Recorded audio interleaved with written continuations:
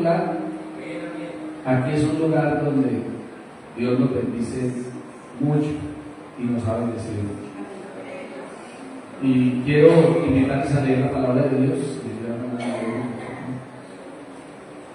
Abramos la Biblia en Romanos capítulo 12, versos 11 al 13.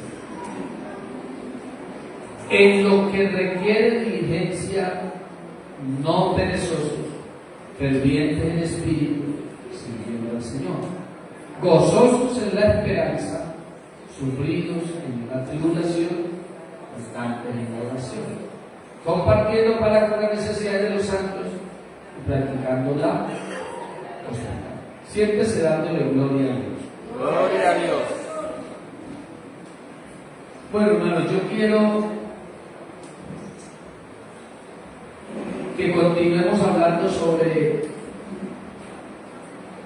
la necesidad de orar. El tema anterior de esta serie hablamos de la viuda persistente.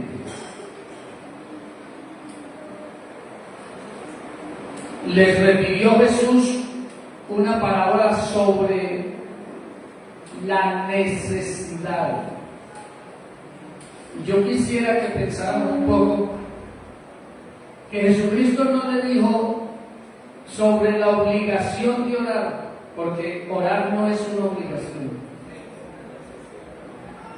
Tampoco les refirió una parábola sobre la opción de orar, porque orar no es opcional.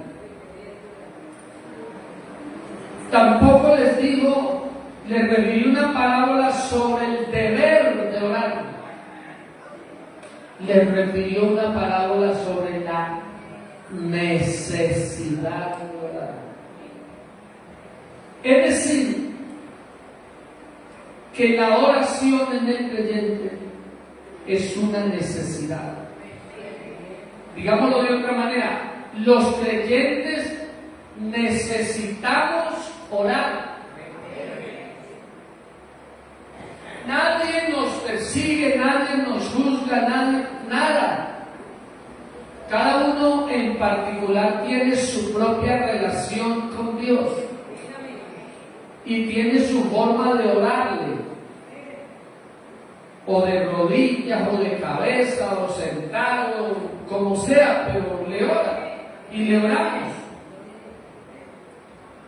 Pero el Señor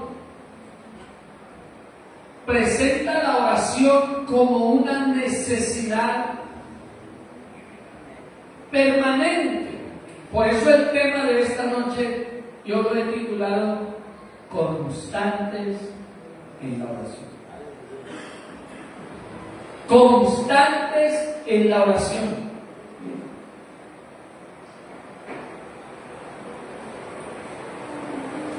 Y yo quiero motivarles, hermanos,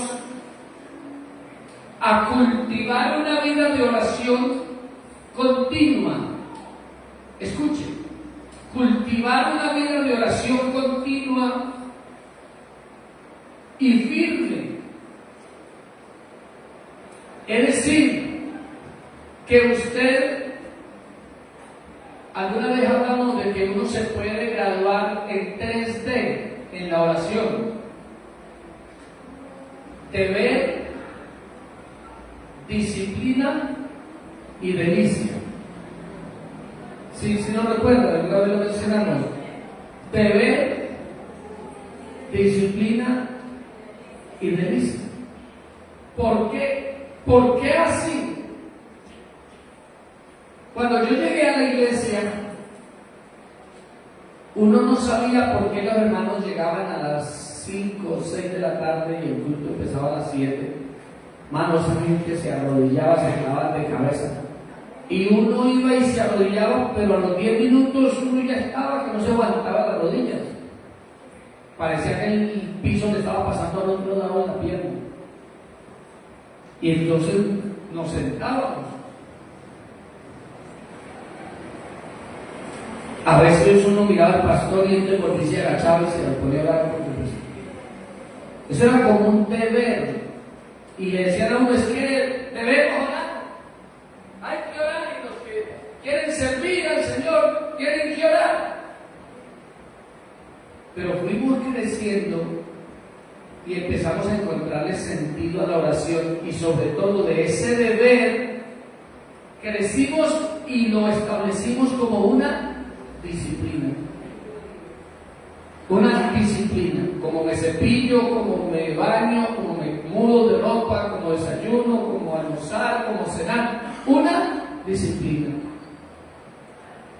Y el cuerpo toma unas disciplinas, el cerebro, que a las 8 de la mañana le avisa.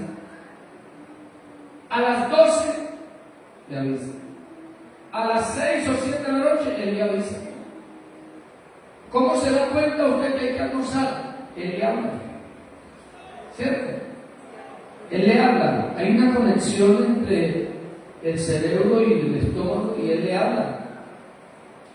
Y entonces es hora de servir, que aunque usted no mire el reloj, ya es hora de almuerzo. Eso se llama una disciplina. Disciplina. Los niños pequeños es un problema enseñarles ciertas cosas, cepillarse, bañarse, pero después que ellos aprenden, el problema es no hacer, que no haya cómo cepillarse, que no haya cómo bañarse, y se desesperan, porque ellos adquieren una disciplina.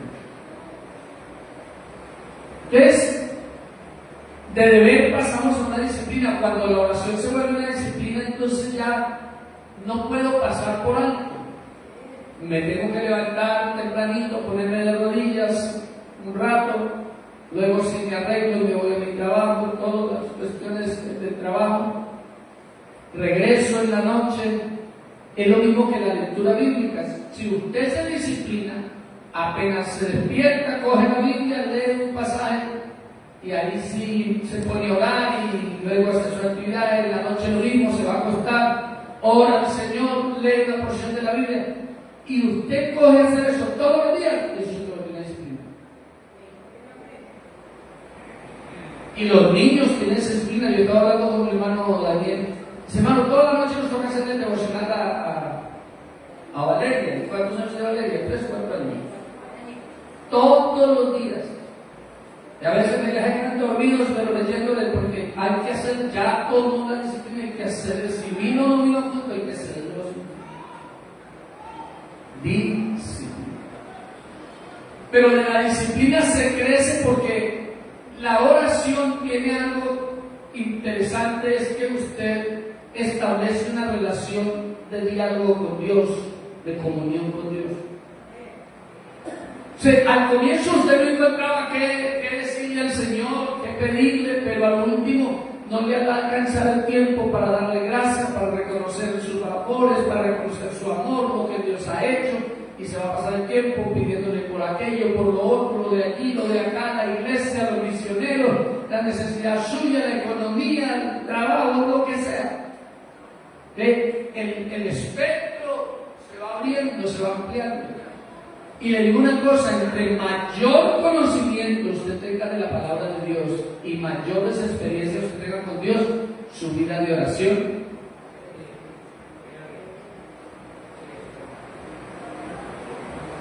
entonces, al punto se amplía tanto que el apóstol Pablo dice que seamos constantes.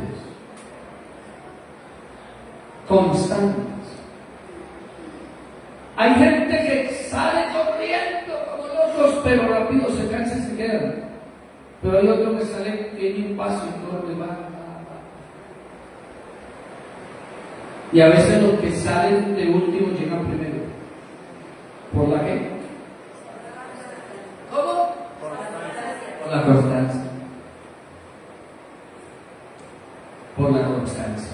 Entonces, yo quiero esta noche que primero hablemos de la oración. La oración nace de la esperanza. Gozosos en la esperanza. ¿Gozosos de qué? Surgidos en la tribulación y constantes. ¿De dónde nace entonces la oración? De la esperanza que yo tengo en el Señor. Si yo tengo una deuda o necesito un dinero y yo digo, ¿a quién le digo? ¿A quién le digo? ¿A quién le digo? Le voy a decir a la hermana Ibel, o a la hermana Marcela, o a la hermana Willy, por decir algo. ¿Por qué yo les hablo a ellos? Porque yo contemplo una esperanza que ellos pueden tener y me pueden prestar. Entonces, lo primero que quiero que hablemos, según el pasaje, es que la oración brota de la esperanza que nosotros tenemos en el Señor. El mundo no tiene a quién pedir ni a quién clamar, pero usted y yo tenemos Dios. ¿Verdad? Claman los justos y Jehová ¿qué? Esta es la confianza que tenemos en Él, que si pedimos alguna cosa conforme a su voluntad, ¿qué pasa? Él no solo quiere decir, Él nos responde.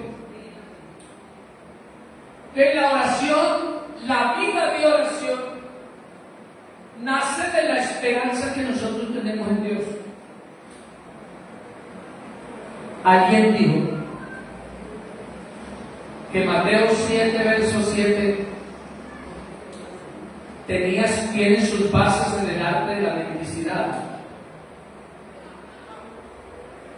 Porque el mendigo se levanta todos los días y piensa, ¿dónde voy a ir a buscar comida? ¿A qué puerta voy a llamar? ¿A quién le voy a pedir? ¿Dónde voy a buscar recursos? Porque el que pide, recibe. El que busca y al que llama, el que pide, el que busca y el que llama, al que llama, el mendigo que sabe ser mendigo, él sabe enfrentar el desprecio y el rechazo. Usted conoce a un mendigo fácil, a un limosnero. Si es un grosero, ese no sabe pedir. Pero el mendigo que sabe hacer el arte, él se enfrenta al que sea sin importar el rechazo y no se deja despedir con las manos vacías. Es un poco parecido a la parábola del juez injusto. No se deja sacar corriendo de las palabras duras y el menosprecio, ni se deja despedir con las manos vacías. No tengo. Sí, usted tiene. No tengo plata. Al menos una moneda. Es que no tengo monedas. Entonces un billetico de 2,000. Hasta que lo conmueven a uno y uno termina dándoles, y usted le puede hablar hasta fuerte. No es que no tengo, yo tengo muchas responsabilidades. Sí, pero yo tengo hambre. Es que yo tengo 2 hijos para mantener. Sí, yo también tengo esposa, tengo hijos, por eso estoy pidiendo. Mis hijos no han desayunado y empiezan a echarle cuentas a usted, y usted le conmueve el corazón. Entonces no se dejan del rechazo suyo, no se dejan dominar. Digamos de otra manera, no se dejan amedrentar y no se dejan despedir con las manos vacías. Un hombre va por la calle de una ciudad y un mendigo se le acerca y le dice, regáleme una moneda. Le dice, no tengo monedas. No, señor, usted sí tiene. Le digo que no tengo plata. Se lo digo, señor, usted tiene cara de buena gente, regáleme una moneda. Entonces el hombre, el anciano, sacó un billete de 1,000 de ese tiempo y se lo dio, y se fue contento. Ni se dejó correr con las palabras duras, ni se dejó despedir con las manos vacías. Entonces es como si el Señor dijera en Mateo, háganlo del mendigo, no se dejen despedir sin las manos vacías, porque el que pide, recibe. El que busca, halla, y al que llama, se le A Dios sea la gloria. Entonces, hermanos, la oración nace de la esperanza. La esperanza en Cristo nos llena de gozo. ¿Pueden decir amén? La esperanza en Cristo nos llena de gozo, y ese gozo es el combustible para una oración viva. La esperanza que el creyente tiene en Dios lo llena de un gozo inefable, y ese gozo se convierte en el combustible para una oración viva. Por eso oramos no como derrotados, sino como los que esperan con fe en el Señor. Oramos como el que tiene fe que Dios hará. Es decir, oramos creyendo, confiando que Dios tiene la respuesta. Mañana o pasado, cuando sea, pero Dios tiene la respuesta. ¿Por qué te abates, oh alma mía, y te turba dentro de mí? ¿Qué dice? Es esperar, es esperanza. Espera en Dios, que aún he de alabarle, salvación mía y Dios mío. ¿Por qué te abates, oh alma mía, cuando viene la tempestad, la situación difícil? Espera en Dios. Romanos 8:24 dice: porque en esperanza fuimos salvos, pero la esperanza que se ve no es esperanza, porque lo que alguno ve, ¿a qué esperarlo? Pero si esperamos lo que no vemos, con paciencia lo aguardamos. De igual manera el Espíritu nos ayuda en nuestra debilidad, pues qué hemos de pedir como conviene, no lo sabemos, pero el Espíritu mismo intercede por nosotros con gemidos indecibles. Eso es más o menos como con sollozos. A Dios sea la gloria. A Dios sea la gloria. La pregunta sería: ¿qué tan viva está nuestra esperanza? Si hay gozo, si habrá palabras para orar, seguro que las hay. ¿Cierto? Que sí tenemos que orar. Si tenemos palabras, nos arrodillamos y sí aparecen palabras. Aparecen palabras de agradecimiento a Dios por todo lo que Él ha hecho. Aparecen palabras para contarle a Dios lo que sentimos, lo que deseamos. Aparecen palabras para interceder por el otro. Aparecen palabras para pedir por nuestras peticiones. Aparecen palabras para presentar la iglesia, los misioneros, los pastores, etc.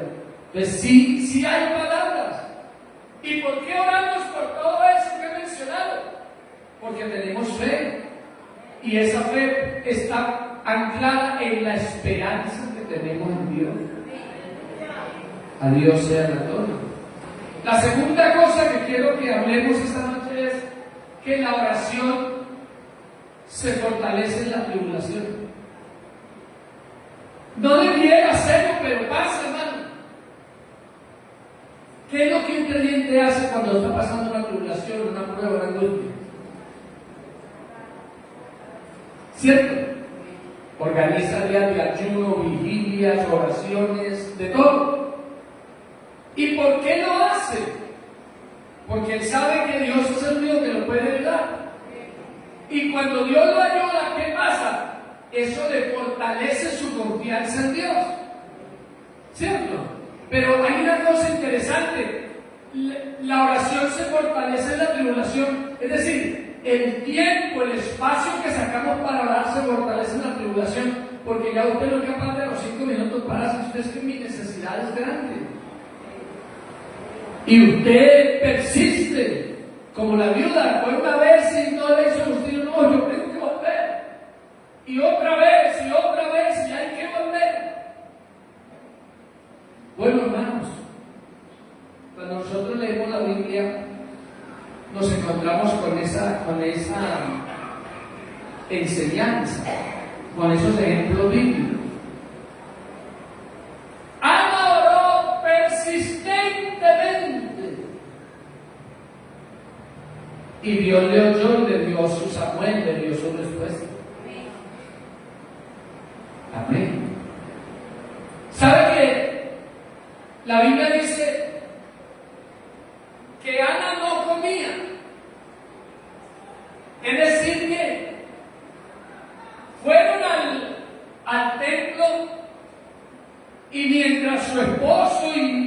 familia estaban en alguna actividad, ella no se fue a hacer la misma actividad, sino que se metió al templo y se tiró de cabeza y empezó a orar y a llorar. Y eso pasa, hermano, cuando vienen las tribulaciones, cuando vienen las pruebas, cuando viene la persecución, cuando viene la angustia, cuando viene la enfermedad. Eso fortalece la vida de oración del creyente. ¿Cierto? Porque dicen, no tengo otra cosa que hacer. Cuando tú te dicen, tienes cáncer y se te puede hacer una cirugía o se te puede hacer esto o lo otro, usted dice, vamos. Pero cuando te dicen, tienes cáncer, tienes metástasis y estás en la etapa terminal, o depende o acude a Dios o no hay nada que hacer. No hay nada más que hacer. Porque no hay otra salida, no hay otro camino. Bendito sea el nombre del Señor. Bendito sea el nombre del Señor. Entonces la frase clave es sufridos en la tribulación, gozosos en la esperanza, sufridos en la tribulación. Es decir, que en la tribulación el creyente sufre, pero ora, intensifica su tiempo de oración, porque las pruebas no deben apagar nuestra vida de oración, sino intensificarla. En la tribulación aprendemos a depender más de Dios. Pregúntele a Job si aprendió o no aprendió a depender más de Dios. Por lo menos dijo, de oídas que había oído, pero ahora. O sea, la experiencia se creció. La madurez con que Job salió de la prueba no era la misma cuando empezó. Los clamores, la intercesión, la súplica, cuando empezó la tribulación y antes, no fueron las mismas, se intensificaron. ¿Por qué? Porque había necesidad, estamos hablando de eso, necesidad. Si usted está lleno, ¿qué va a buscar? Comida. Pero si usted tiene hambre o tiene sed, es una necesidad que te desespera. Y Dios quiere llevarnos a eso, a sentir necesidad de orar. ¿Pueden decir amén? Miren lo que dice Santiago, capítulo 1, verso 2. Hermanos míos, tened por sumo gozo cuando os halléis en diversas pruebas, sabiendo que la prueba produce fe. ¿La prueba produce qué? La prueba, sabiendo que la prueba de vuestra fe produce paciencia, perdón que había leído mal. Sabiendo que la prueba de vuestra fe produce paciencia. Mas tenga la paciencia su obra completa, para que seáis perfectos y cabales, sin que os falte cosa alguna. La prueba produce en el creyente paciencia. Segunda Corintios 12:9 dice, y me ha dicho, bástate mi gracia, porque mi poder se perfecciona en la debilidad. Por tanto, de buena gana me gloriaré más bien en mis debilidades, para que repose sobre mí el poder de Cristo. Bonita es esa escritura, hermanos. La oración es fortalecida en la tribulación. Entonces nos da un consejo el apóstol y es que no usemos la tribulación como una excusa para dejar de orar, sino que la usemos como una razón para orar más. ¿Estás muy alegre? Cante alabanzas. ¿Estás muy afligido? Ore. Ore, haga oración. Número 3, la oración requiere constancia. gozosos en la esperanza, sufridos en la tribulación, constantes en la oración. ¿Qué es constancia? ¿Qué es constancia? La palabra constantes implica disciplina, hábito y permanencia. Disciplina, hábito y permanencia. Constantes en la oración. No se trata de orar solo cuando lo sentimos, sino de orar porque lo necesitamos. No, hermano, es que yo siempre siento el deseo de orar. Eso no es verdad. Hay días que usted no siente el deseo de orar. Usted se arrodilla porque sabe que lo necesita. No siempre que uno se arrodilla con ganas de estar de rodillas. Y eso es lo que yo quiero que comprendamos. No se trata de orar solo cuando sentimos deseo de orar, sino porque necesitamos orar. Sienta deseo o no sienta deseo, yo debo orar. ¿Y por qué? Porque necesito que Dios me ayude. Necesito que Dios me dé la mano. Entonces dice Pablo, orar sin cesar. No sin cesar, sin cesar. Orar sin cesar. Constancia en la oración. Colosenses 4:2. Perseverar en la oración, velando en ella con acción de gracias. Perseverar es un imperativo, es una orden. Perseverar en la oración, velando en ella con acción de gracias. ¿A qué nos lleva este ítem? A que los creyentes establezcamos un horario de oración, a que creemos un hábito de oración. Vean, hermanos, yo les voy a compartir algo. Desde muy joven, a nosotros nos enseñaron a orar. Y yo, en vez de sentarme al televisor a las 8, 9 de la noche, yo, como terminaba de hacer mis quehaceres, me encerraba en mi cuarto 7, 8 de la noche, si era posible, a orar 1, 2, 3 horas. Y por la mañana el despertador otra vez tempranito. Y hermano, mire, uno establece un hábito y una relación con Dios que si usted se propone a las 5 de la mañana y ora a Dios, Señor, levántame a las 5 menos 5, el Señor lo despierta. Pero si estamos fuera de la cama, levántese y arrodíllese. Que después usted va a querer dejar ese hábito y ya le va a costar mucho.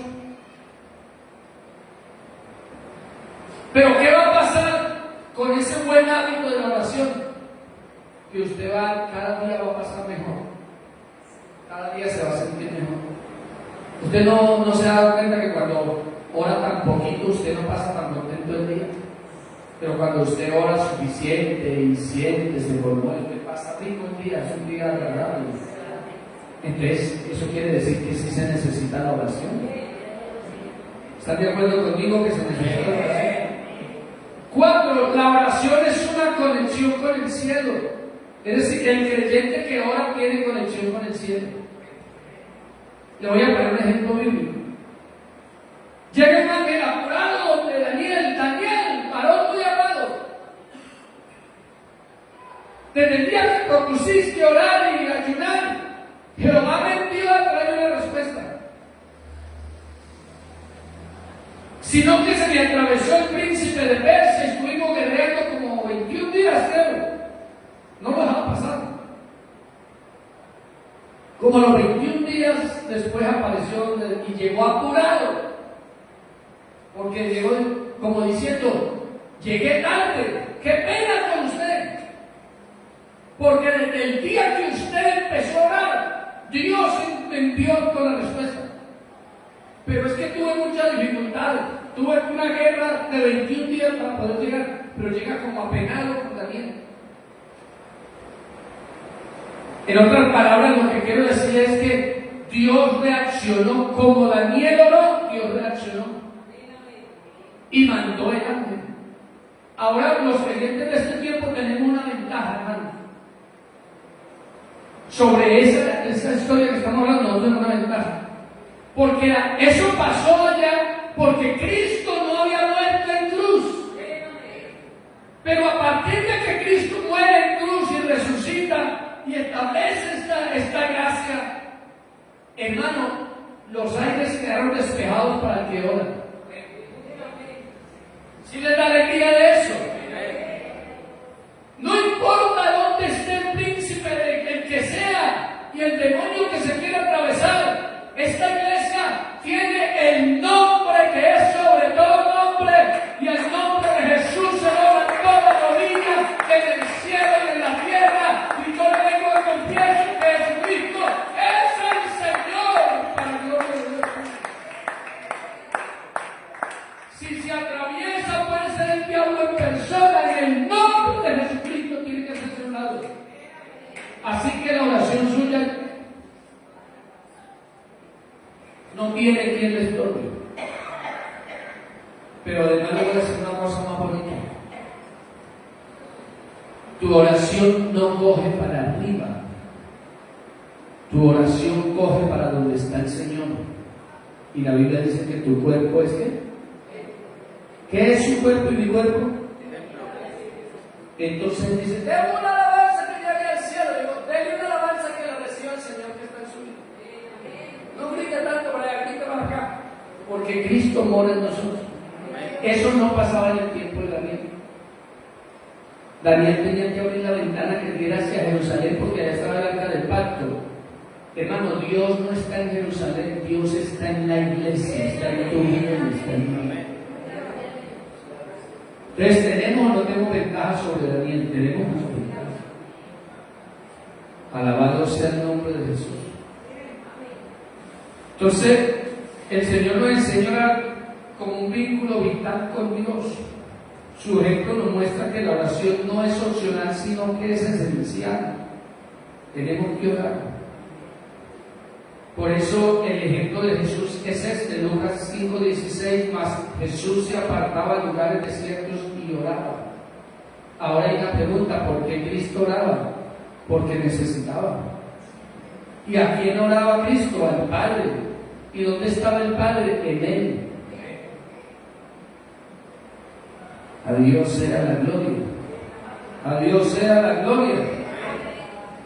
Hechos 12:5 dice, así que Pedro estaba custodiado en la cárcel, pero la iglesia hacía oración sin cesar a Dios por él.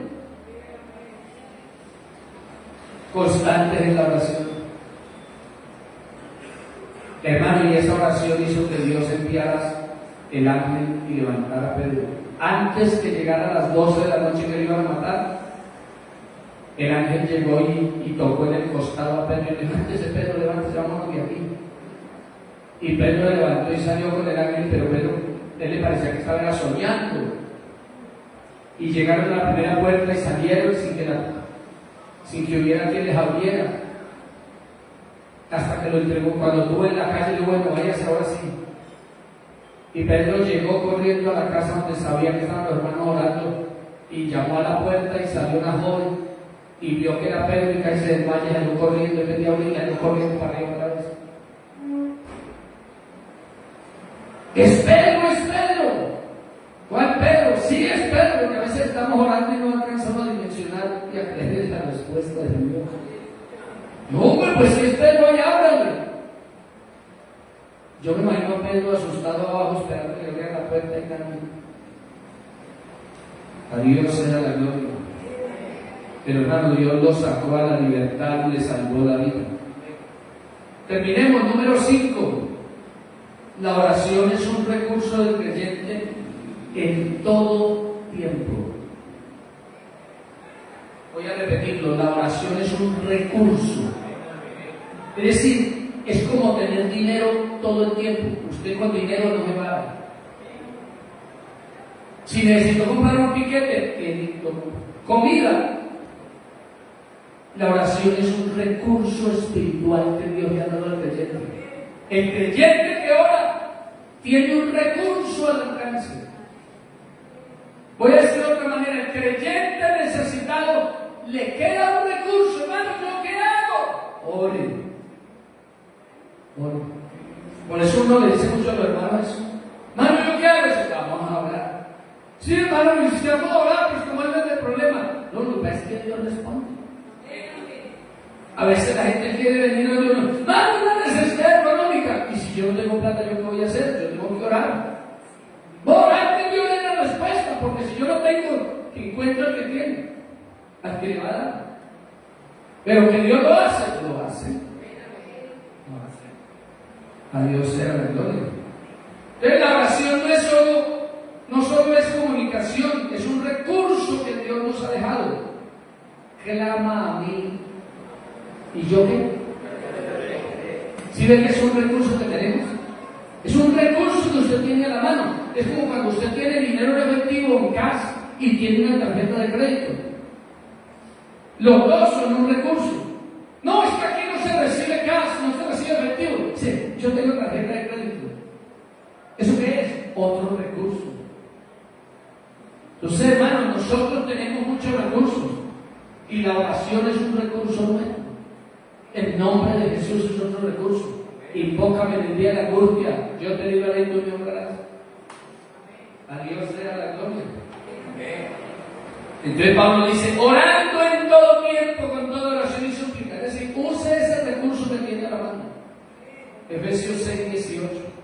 En todo tiempo, con toda oración y súplica en el Espíritu. ¿Qué aprendemos de esto? Que usemos la oración como un recurso. Como un recurso para recibir lo que usted necesita. Como un recurso para interceder por el otro. Señor, yo no tengo cómo darle plata a mi hermano, pero usted sí tiene. Y si me voy a arrodillar ahora a decir al Señor que le dé al hermano, y que le da, le da. A Dios sea la gloria. Yo quiero concluir diciendo, hermano, que el apóstol Pablo nos llama a una vida de oración que no depende de las circunstancias. Yo quiero que usted entienda esto. Esta vida de oración constante que Pablo nos plantea no depende de las circunstancias. El creyente que es constante en la oración ora cuando todo está bien y ora cuando las cosas no están tan bien, ora cuando hay plata y ora cuando no hay plata, ora cuando está aliviado y ora cuando está enfermo. ¿Pueden decir amén? Porque la esperanza nos impulsa, la tribulación nos prueba y la constancia nos forma. Se lo repito para que lo aprenda. La esperanza es como un motor que lo impulsa a uno. ¿Por qué lucha el corredor o el atleta con la esperanza del premio? Entonces la esperanza nos impulsa. La tribulación nos prueba. Amén. Y la constancia nos forma. Tanto corro por el mismo camino que a lo último ya no caigo en los huecos ni me tropiezo con las piedras. ¿Y eso qué es? Formación. En tanto trasegar un camino, yo ya sé dónde están las piedras. Miren, los conductores que van en estas rutas intermunicipales, hermano, hay gente ya conocen los huecos, los resaltos, conocen todo. Donde hay una rama que pega y ya le sacan, y donde hay un hueco, donde hay un vacío, eso lo saben porque se lo pasan todos los días, 1, 2, 3 veces para allá y para acá. Entonces esa gente ya tienen aquí en la mente, en el cerebro de la carretera. Entonces la constancia nos forma y hace que no caigamos en el hueco. A Dios sea la gloria. Entonces el desafío final que nos hace el apóstol es que hagamos de la oración una prioridad diaria, hermano. Aquí es donde yo quiero que aterricemos. Hagamos de la oración una prioridad diaria. ¿Qué quiere decir eso? Que usted no se pueda levantar sin orar, o no se pueda ir a trabajar sin hacer oración, y no se pueda ir a acostar sin arrodillarse a orar y ojalá leer un pasaje de la Biblia. Que usted tome ese hábito, esa disciplina, hasta que usted no sea capaz de levantarse o acostarse sin orar. Pero no como un acto religioso, sino como un estilo de vida lleno de poder, intimidad y fe en Dios. Ensaya. El Señor dice, pruébeme. Pruébeme. Dígale al Señor, Señor, levánteme mañana a las 5, pero cuando lo despierte, levántese, porque lo va a llamar. Lo va a llamar. Constantes en la oración. Póngase de pie, por favor. Yo espero que esta enseñanza nos ayude, hermano, y la volvamos a escuchar y nos volvamos a retroalimentar hasta que la oración se vuelva en nosotros un estilo de vida, no un deber ni solo una disciplina, sino que se vuelva un estilo de vida, o sea, una delicia, que me guste orar, cuando estoy bien, cuando no estoy bien, cuando estoy sano, cuando estoy enfermo, cuando estoy triste, cuando estoy contento, cuando no hay plata, cuando hay plata, cuando todo marcha bien, cuando no marcha tan bien. Y usted establece un hábito de oración permanente y eso se va a convertir en una bendición para su vida. Soberano Dios y Padre Celestial, te doy gracias en esta hora por la palabra. Palabra fiel es la palabra de Dios y digna de ser recibida por todos. Señor, ayuda a esta iglesia, ayúdenos a todos para crecer en la oración, en nuestra intimidad con Dios. Que estas enseñanzas, Señor, esta serie se convierta en un sustento que ayude y nos ayude a todos los creyentes para mantenernos en una vida de oración y de búsqueda. En el nombre de Jesús. Siéntese, hermano, vamos a recibir la ofrenda. Venga, hermana.